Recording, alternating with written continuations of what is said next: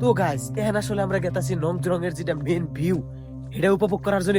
ও guys, Meghalaya যে জায়গার কথা বলে কখনোই শেষ করা যাবে না। আজ আমরা পৌঁছে গেছি মেঘালয়ের বিখ্যাত নংজরং ভ্যালিতে, যা পূর্ব খাসি পাহাড় জেলার নংজরং গ্রামে অবস্থিত। শিলং থেকে প্রায় ৭৭০ কিলোমিটার দূরে অবস্থিত এই মনোরম উপত্যকাটি সমুদ্রপৃষ্ঠ থেকে আনুমানিক ১০০০ থেকে ১৩০০ মিটার উচ্চতায় অবস্থিত। তো বন্ধুরা, আমাদের অনেক দিনের পরিকল্পনা ছিল যে আমরা একটা মেঘালয় ট্যুর মারবো। তো আজ আমাদের যাত্রা শুরু হচ্ছে গুয়াহাটি থেকে পুরা মেঘালয় পর্যন্ত। তখন সকাল ৫টা বাজে। আমি, মকিব, রাজা আর আরিফ চারজনে বেরিয়ে পড়লাম মেঘালয়ের উদ্দেশ্যে। কিন্তু যাওয়ার পথে কিছু বাজার করে নিলাম খাওয়ার জন্য। যেহেতু আমরা আগে থেকে পরিকল্পনা করে নিয়েছিলাম যে আমরা কোনো রুম ভাড়া বা রেন্টে থাকবো না, কেননা আমাদের সঙ্গে টেন্টের ব্যবস্থা আছে। আর সেই সূত্রে আমরা খাওয়ার জন্য সব বস্তু বাহিনীর সাথে নিয়ে যাচ্ছিলাম।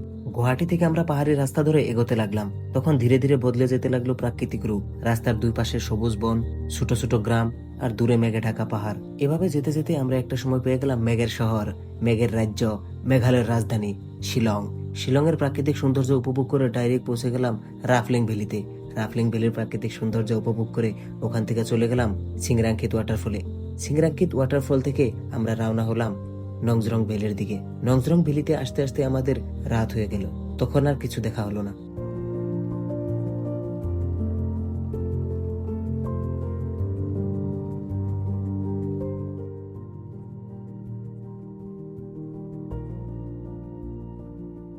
Hello guys, good morning from Nongjrong Meghalaya.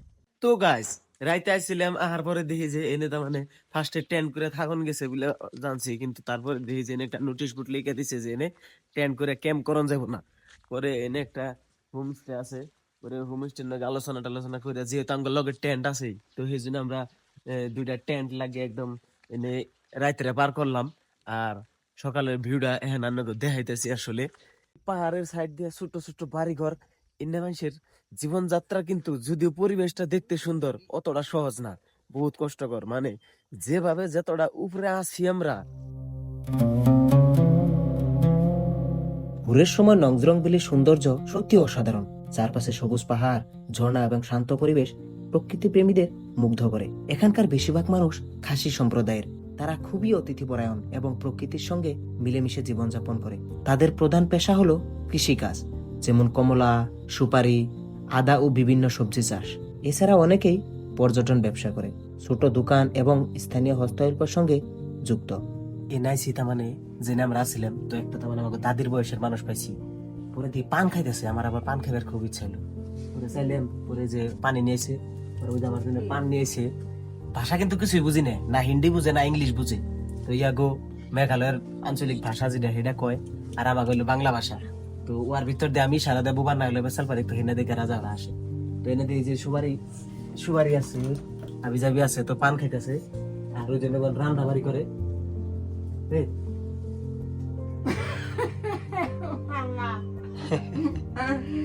না ভাষার মিল আছে, না ধর্মের মিল আছে, তারপরেও জানি না কেমন জানি অল্প সময়ের মধ্যে আমার যে কোনো মানুষ আপন হয়ে যায়।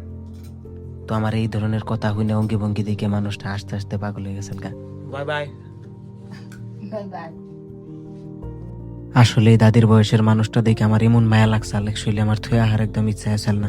মানে থুয়ে আহার মানে কোন থেকে আহার ইচ্ছা হয়েছিল না, কিন্তু তারপরে ধরুন উপায় নাই। ঘোরাঘুরি করবা গেলে নানান জায়গায় নানান মানুষ পাই, কিন্তু সব জায়গায় তো থাইকা যাওয়া সম্ভব না।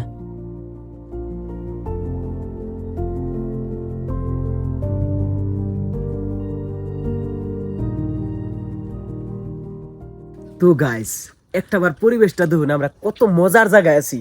তো তলে হইলো ক্লাউড, মানে কতটা উপরে আছি সেটা তো ভাষায় কনে যাব না। তো আমরা আছি বর্তমান নংজরং মেঘালয়তে। তো এই ঘুমে থেকে ওঠার পরে যেটা অরিজিনাল ভিউ, এটা দেখে তো মানে পাগল হয়ে গেছি। তো ইয়ার থেকে বলে আরো খাতরা খাতরা ভিউ হয়, কিন্তু এটা কপালের কথা, যার যার ভাগ্যের ব্যাপার।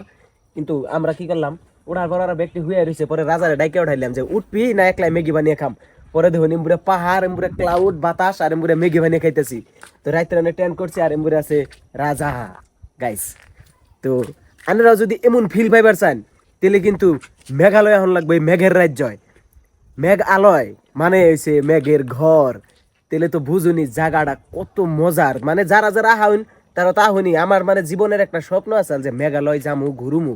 কিন্তু এইবারে মুকিব ভাই রাজা হগ জড়িয়তে এই ট্রিপটা বালাইলে কমপ্লিট হওয়ার দিকে, মানে শেষ হয় নাই, আরো 2-3 জায়গায় যামু। বৃষ্টি ইম্বুরে তল দিয়ে প্রচুর বৃষ্টি নামতাছে, কিন্তু উপরে বৃষ্টি নাই। আমরা একবার মেঘের উপরে আছি, তার মানে মেঘ যে মেঘের উপরে শুয়ে তো দেখুন দূরের কথা, তল দিয়ে বৃষ্টি নামতাছে, তলে ওয়াটারফল আছে, আর ইম্বুরে উপরে বয়ে বয়ে আমরা ম্যাগি খাইতেছি। কিন্তু